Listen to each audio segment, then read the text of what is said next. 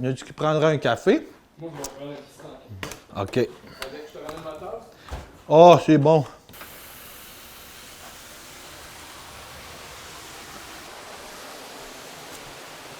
Here you go, George.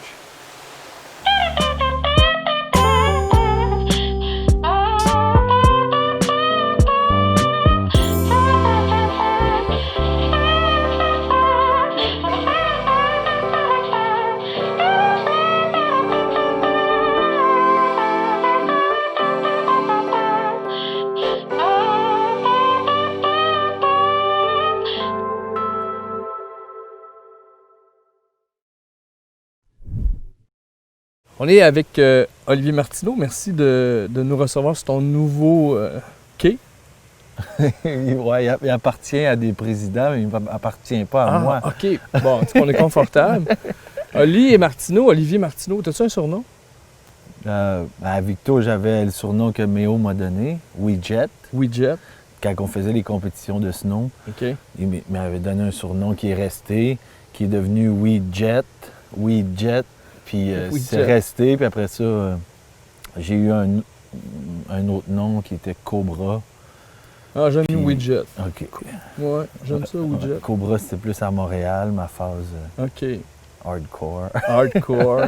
Mais avant Montréal, avant le snow, toi, t'es natif de Victo? Ouais. C'est en montagne? Ouais, c'est en montagne, Mont-Saint-Michel. À côté de la Côte-Steigne? Un endroit paradisiaque, une maison que ma mère a achetée. J'ai eu le privilège de vivre là. Elle voulait qu'on soit les enfants de Summerhill. Fait qu'elle a dit ça va être des enfants libres, eux autres. Wow! Fait que premièrement, c'est un grand privilège d'avoir eu cet univers-là qui dit hey, ma mère, elle va dire que mes enfants à les vœux libres. Au moins, c'est bon. C'est un bon début, tu sais, comme. Ben oui, c'est clair. Fait que oui, c'est le Mont-Saint-Michel, c'est l'école là-bas, là, comme le collège, tout ça. Les camps dans le bois avec les amis d'enfance. Tout est de la génération de Tico. Ouais, Tico, Charlot. OK. Mais moi puis Marco, on s'est comme connus au Mont Gleason. Lui il avait un Black Snow, moi j'avais un Black Snow, mais en plastique, pas de edge. Oh! Fait que là, ça t'apprend? On avait les longues tuques en triangle, puis les seules pistes qu'on pouvait faire, c'était la 1, parce que les snowboarders, il y avait juste le droit au T-bar, puis c'était les skieurs contre les snowboarders. Fait que là, c'était une guerre, puis là, on s'est rencontrés là, puis on a comme évolué ensemble à travers le monde du snow, qui a été vraiment fantastique, parce que ses parents m'ont comme adopté. Fait que là, je mangeais toujours chez Tico. On a grandi ensemble, on a fait nos premiers backflips ensemble. Le soir, on se couche, on écoute des films de snow, on se fait un jump de même. Puis là, on est comme, OK, là, il faut qu'on fasse backflip. Puis là, on tombe sur la tête 2-3 fois, puis jusqu'à temps que, là, on n'a plus peur. Tu sais, souvent dans la vie, ce que je me suis rendu compte, c'est les peurs qui fait que ça nous bloque dans tout. Fait que là, d'avoir déjà forcé les peurs physiques, ça m'a aidé dans la vie, après ça, psychologique, à avoir moins peur à travers la création. Fait que là, toutes les peurs psychologiques dans la vie, après, il y a comme un instinct qui se crée en dedans de nous autres pour dire, là, tu sais avant de sauter si tu vas te péter la gueule. Parce que tu es tellement habitué avec ton instinct que tu sais que si tu as peur... Hésitation. Tu fais mal. Fait que là, dans la vie, c'est pareil. Fait que là, quand il arrive des projets comme celui-là, tu fais « Ah, qu'est-ce que je sens? » Je sens « OK, oui, ça va être dangereux, oui, ci, oui, ça, mais ça va-tu marcher à la fin? Fait que là, dans mon fort intérieur, je pense à ça, puis je sais si oui ou non. Parce que mon instinct a été aiguisé. C'est quoi ton sport ça reste encore le snowboard. Mais le motocross, plein de choses qui... le sport le plus extrême que j'ai rencontré, c'est la liberté intérieure. C'est ça qui est le plus... qui fait le plus peur, puis qui est le plus dur à trouver aussi. Oui, ça fait peur à bien du monde, effectivement. Bon, je pense, là. De partir en retraite fermée 10 jours, puis pas avoir... Tu parles pas rien, c'est pas donné à tout le monde. Oui, puis quand c'est 4 ans, 10 ans, ça devient des gymnastiques qui sont... c'est vraiment un miroir de tout ce que tu peux découvrir à l'intérieur de la rivière intérieure.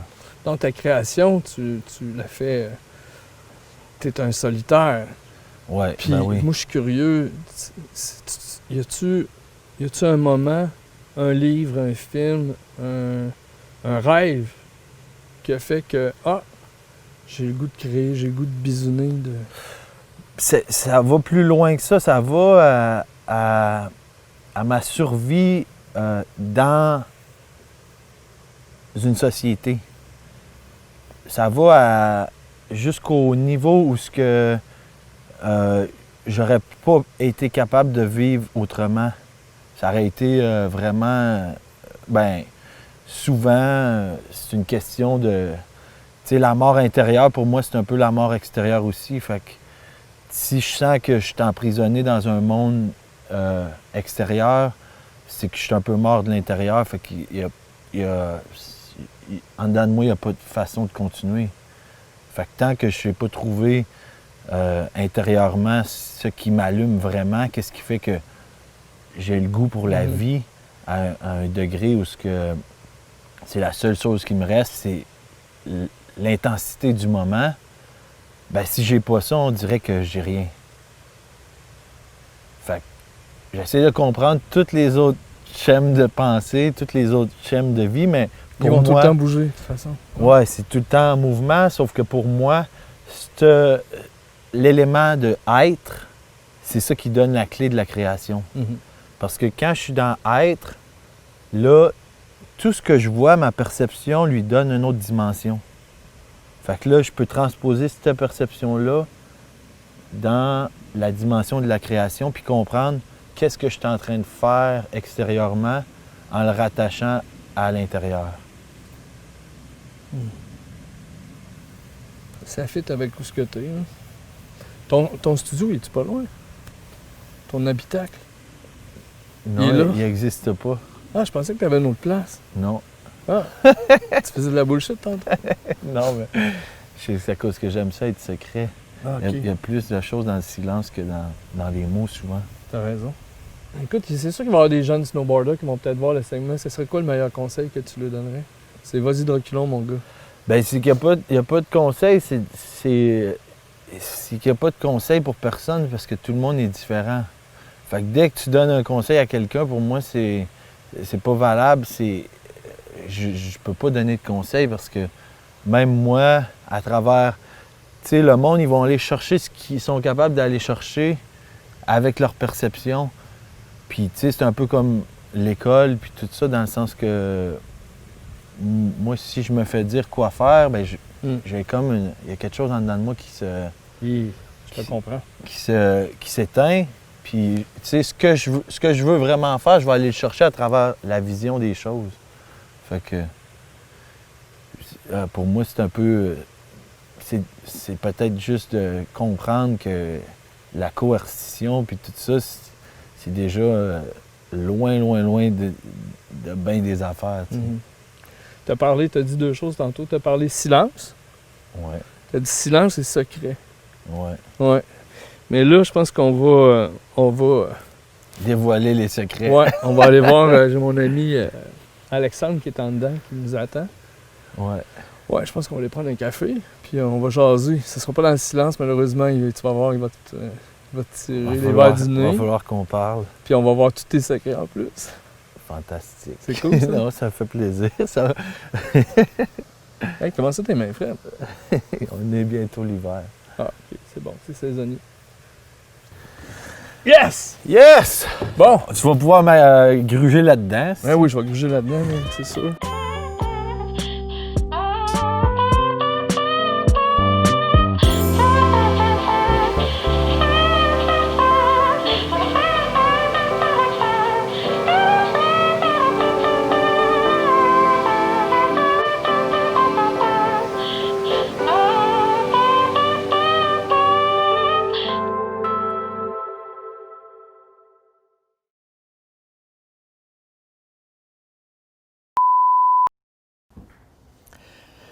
Bon, Olivier, tu nous as invités dans un lieu qui est quand même assez unique, là. Si tu avais une phrase pour décrire cet endroit-ci, là, comment est-ce que tu le décrirais?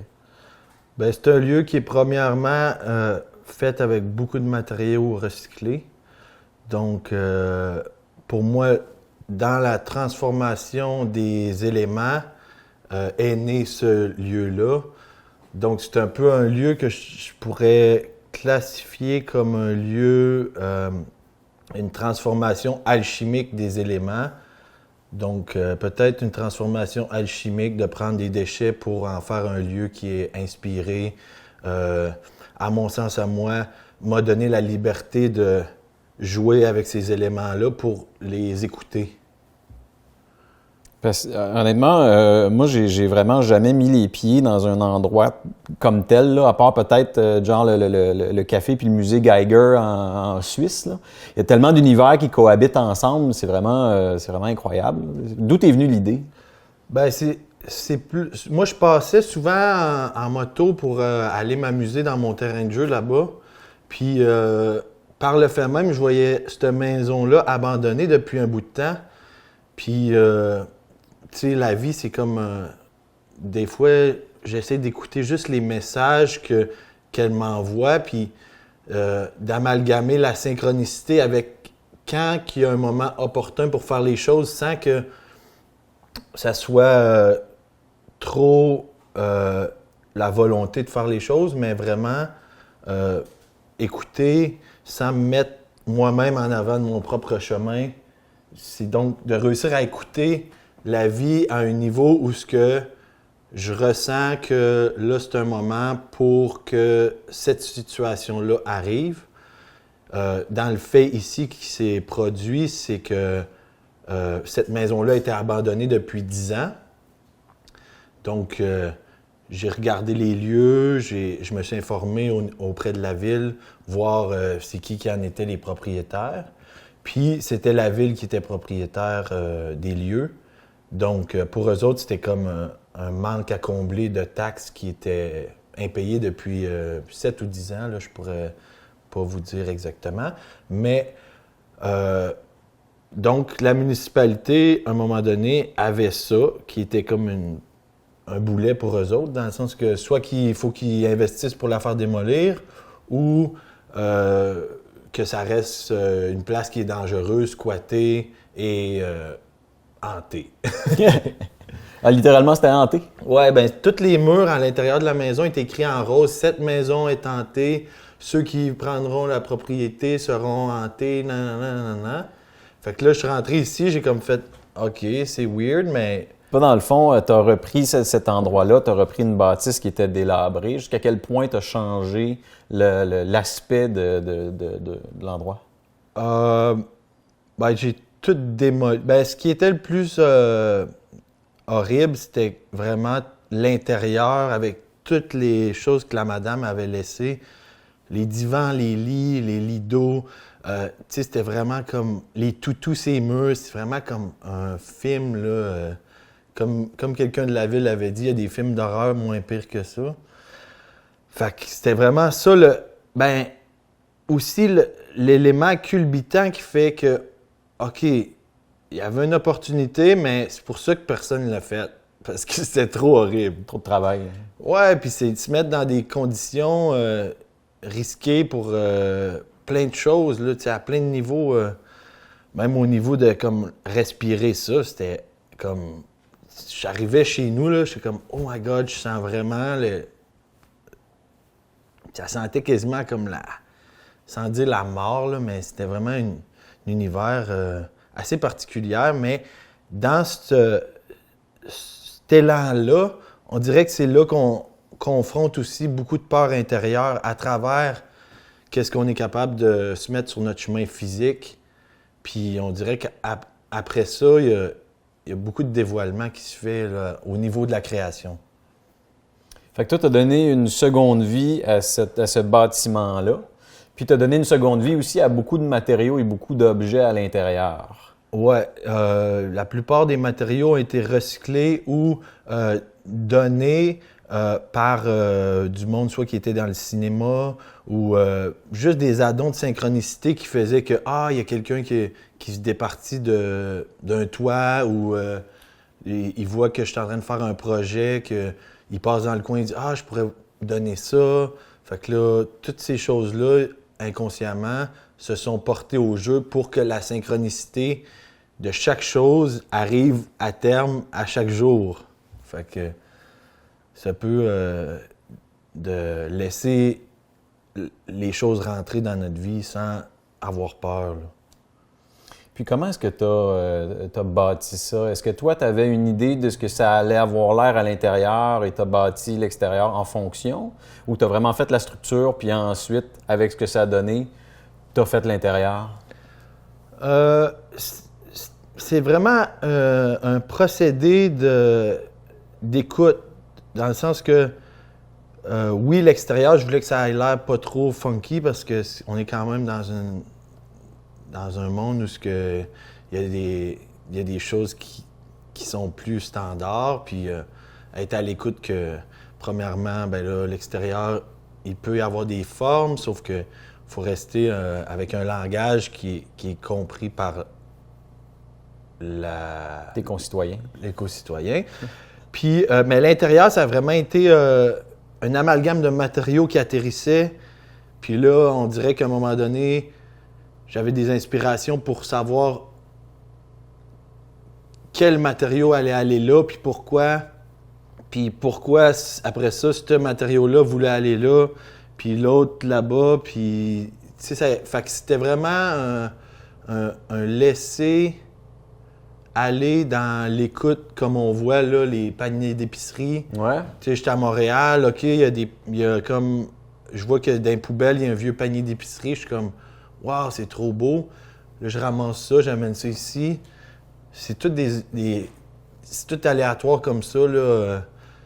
La maison que Indra m'a donnée, j'ai tout recyclé le bois. Après ça, ça donne tout... justement un effet plus antique ou vraiment du vieux bois ancestral qui a une valeur que Indra disait on peut pas acheter ça parce que le monde a travaillé tellement fort ils ont tout haché ça à la main. Fait que là, si on prend un peu conscience de toute la valeur de chaque morceau, ben là, c'est comme on commence à trouver les choses fantastiques puis belles. Fait que c'est un peu de prendre chaque élément, puis avec une perception X, lui amener une autre perception qui fait qu'on lui donne de la beauté à la place de le jeter.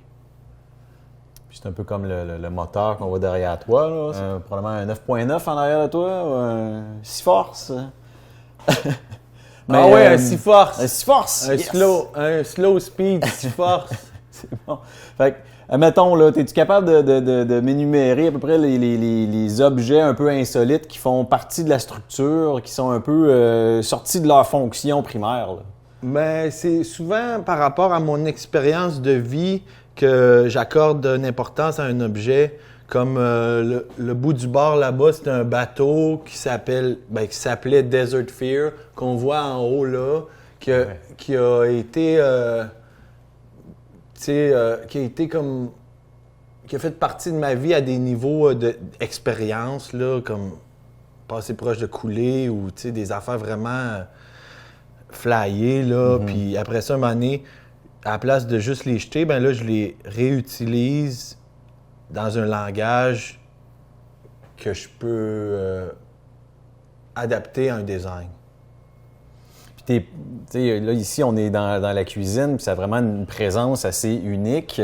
Mais tu as 2 autres étages en bas, tu as d'autres pièces qui sont aussi... Chaque pièce a sa personnalité. Là. Ouais, comme là, ici, on est avec Carl Gustav Jung, ouais. le physicien.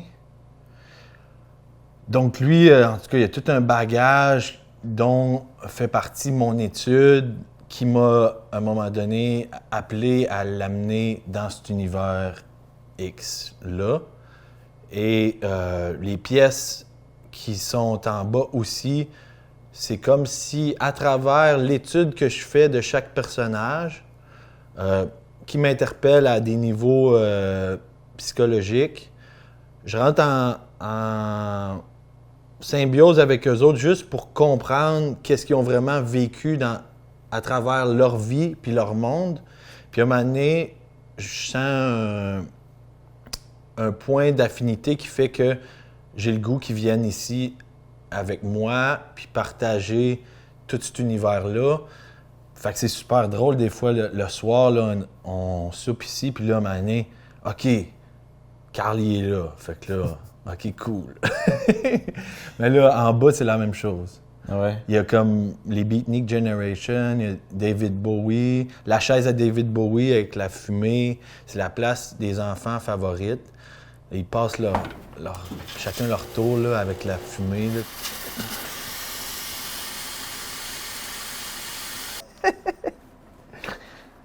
Kids love it! Sinon, il y a le Bug Remover de William Burroughs en bas. Il y a Bukowski juste ici. Là. Ouais, Sur Bukowski sur le perron, qui est toujours là pour nous rappeler que c'est pas que la réalité fait partie de beaucoup de réalités incongrues, puis que la liberté, ben, c'est à peu près le plus beau cadeau qu'on peut s'offrir. Puis en bas, on a Hunter S. Thompson, on a la chaise de Andy Warhol, puis Allen Ginsberg, avec la chaise du hibou. Fait que c'est tous des univers qui sont... c'est tout du monde qu'à travers leur œuvre, ils m'ont légué quelque chose que j'ai apprécié et avec ce sentiment-là, j'ai construit quelque chose à travers ma vision pour être avec eux autres dans le quotidien. Puis de partager ça avec tous les visiteurs qui viennent. Là. Mm-hmm. Puis au sous-sol, disons, c'est quand même tout à air ouverte, là, donc ouais. C'est pas vraiment des pièces, c'est plus des endroits, des lieux. Là. Ouais, les petites, où est-ce que les chaises, là? Ouais, c'est ça, c'est comme toutes des petites stations, un peu comme un petit musée, là, miniature. Fait que c'est comprendre l'énergie de chacun, puis de voir pourquoi ils voulaient cohabiter ensemble dans ce sous-sol-là. Avec le bar, puis tout ça. Puis tranquillement, ben c'est de voir aussi l'évolution de chacun à travers ce qu'ils sont et ce qui reste de leur legs à travers les yeux de quelqu'un d'autre 30 ans plus tard ou 40 ans plus tard. Puis une grande part de ton art, ça reste aussi oui, de s'inspirer, mais aussi de créer, de faire des meubles, de faire des endroits, de faire une table, un banc, etc. Donc, toi, tu l'as fait de tes mains, mais comment est-ce que tu es venu ce savoir-faire-là? Est-ce que tu l'as fait par essai-erreur ou c'est des tutoriels YouTube? Mais tout ça, c'est comme on peut voir dans la démonstration du moulin, c'est que inconsciemment, tout ce que j'ai fait avant de faire ça m'amenait à faire ça. Parce qu'avant, j'ai fait comme du design de bar à Montréal, design de mobilier. Donc, à un moment donné, je me suis rendu compte que toutes ces épreuves-là ou ces accomplissements-là m'ont apporté ou m'ont amené à faire ça ici, qui est au plus... qui est comme au plus sophistiqué de ma création.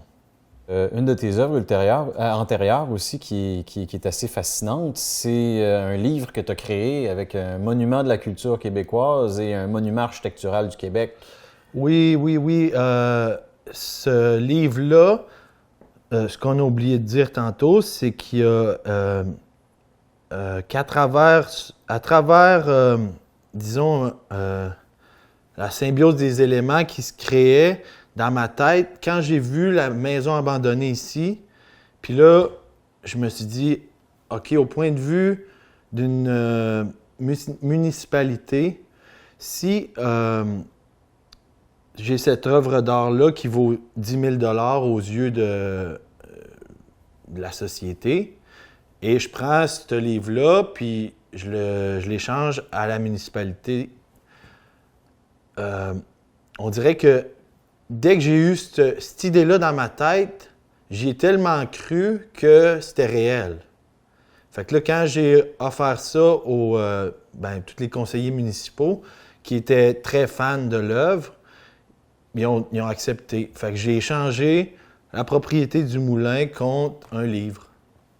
Puis c'est pour ça que je voulais pas m'approprier le moulin pour faire comme de l'argent ou quelque chose de mercantile, de juste comme construire puis vendre ça. Je voulais partager, c'est pour ça que ça s'appelle le moulin à écrire. Je veux partager ça avec tout le monde qui a le goût de vivre une expérience ici, mais aussi que ça peut devenir un lieu pour écrire, pour se retirer un peu du monde. Donc, l'idée est venue vraiment à cause de l'échange. Quand j'ai vu, OK, c'est vrai, là, le notaire m'appelle, il faut que j'aille échanger le livre contre la maison. Bien là, c'est là que le moulin à écrire a commencé à naître de ses cendres, puis là, toute la machine s'est mise en route pour que la synchronicité fasse que chaque chose arrive sans que je me tue. Tu sais. Puis ce livre-là qui est consultation sur place seulement, c'est pas un livre ordinaire, là, c'est pas un livre non, papier, il y a juste 99 exemplaires. Puis c'est un livre que les pages sont faites en cuivre, gravées au laser, avec le toit du Château Frontenac. Fait que c'est un livre assez particulier qui pèse 20 livres. Puis qui, un peu à l'image d'ici, redonne une deuxième vie à une œuvre, à un morceau de notre histoire, littéralement. Là. Ben oui, c'est le sentiment que j'ai eu quand on a fait le lancement. J'ai comme ressenti qu'il y avait quelque chose qui se passait au point de vue culturel. Puis j'ai bien apprécié ce sentiment-là. Fait que j'imagine que oui, c'est un legs du patrimoine québécois aussi, à travers cette énergie-là, qui est le toit du Château Frontenac, qui est quasiment un bâtiment architectural un peu emblémique du Québec. Fait que c'est bien fascinant tout ça. All right, ben merci Olivier, on a été vraiment privilégiés de mettre les pieds dans ton ça moulin. fait plaisir. On a bien hâte de voir tes prochaines étapes. Au plaisir. Un plaisir certain.